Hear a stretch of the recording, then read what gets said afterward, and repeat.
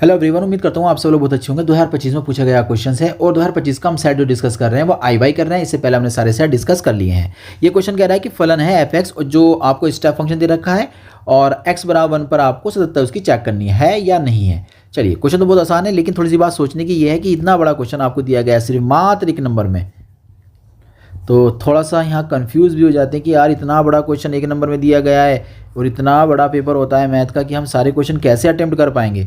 देखिए, होता क्या है, कुछ इंपॉर्टेंट टॉपिक्स होते हैं जिनके क्वेश्चन ना ज़्यादा पूछ लिए जाते हैं पेपर में, तो वो अगले पेपर्स के लिए उनको कम नंबरों में दे दिया जाता है। तो आप परेशान ना होइएगा, सारे क्वेश्चन ऐसे नहीं होते हैं, बाकी क्वेश्चन बहुत आसान मिल जाएगा आपको। आइए अपने क्वेश्चन को समझते हैं। वो कह रहा है 1 से कम अगर x का मान लेते हो तो फंक्शन जो बन जाएगा आपका x + 5 बनेगा। 1 से कम का मतलब क्या हुआ यहाँ पर, ठीक है। इसका मतलब क्या है, x का मान जो होगा यहाँ पर 1 से छोटा लिया जाएगा, तो उस समय फंक्शन कितना लिया जाएगा, f(x) बराबर x + 5। ओके, कोई दिक्कत नहीं है। अच्छा, इस वाले डोमेन को अगर हम लोग देखते हैं तो ये कह रहा है x का मान 1 से बड़ा होना चाहिए, तो x का मान जो होगा 1 से बड़ा होगा। 1 से बड़ा x का मान इधर ही मिलेगा ना, उसमें क्या लिया जाएगा, फंक्शन का मान f(x) का मान x - 5। बात समझ में आ रही है आपके। अगर 1 से बड़ा होगा इधर ही मिलेगा ना, कहीं ना कहीं 2 मिलेगा, 3 मिलेगा, 4 मिलेगा, 5 मिलेगा। इन सब मानों के लिए फंक्शन है हमारा ये, और 1 से छोटा नंबर से होगा तो उसके लिए फंक्शन की वैल्यू हो जाएगी हमारे पास x + 5। ठीक है, कोई दिक्कत नहीं है, हम इस बात को समझ गए। अगर आप समझ गए हो तो अब आपके लिए क्वेश्चन करना आसान हो गया है।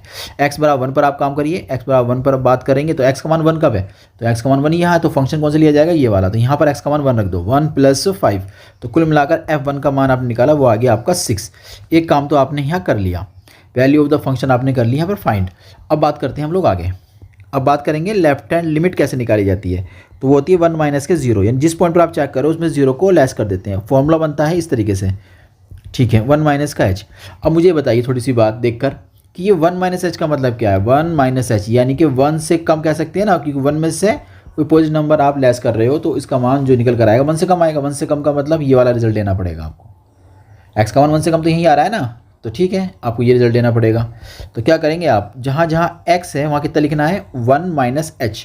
तो अब यहाँ लिख देंगे 1 - h, तो हो जाएगा 1 - h और +5 आपके पास पहले से ही था।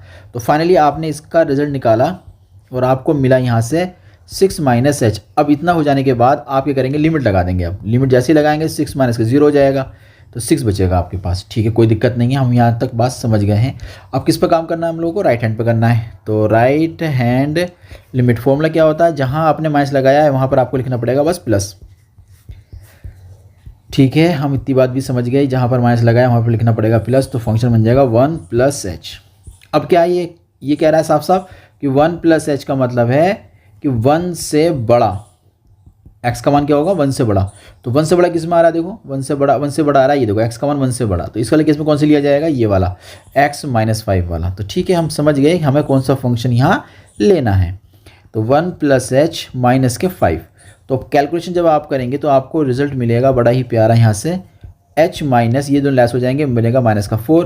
अब लिमिट अप्लाई कर दीजिए आप, 0 - 4, कुल मिलाकर आ गया -4। तो आपने ये देखा कि लेफ्ट हैंड लिमिट जो थी वो आपकी 6 थी और राइट हैंड लिमिट जो है वो आपकी -4 आई है। तो इसका मतलब दोनों रिजल्ट आपस में बराबर नहीं है। तो आप क्या बोलेंगे कि दिया गया फलन x बराबर, इस फलन का नाम भी लिख सकते हैं f(x), x बराबर 1 पर संतत नहीं है। तो उम्मीद करता हूँ ये क्वेश्चन अभी समझ में आ गया होगा। हम लोग मिलते हैं कि नए क्वेश्चन के साथ।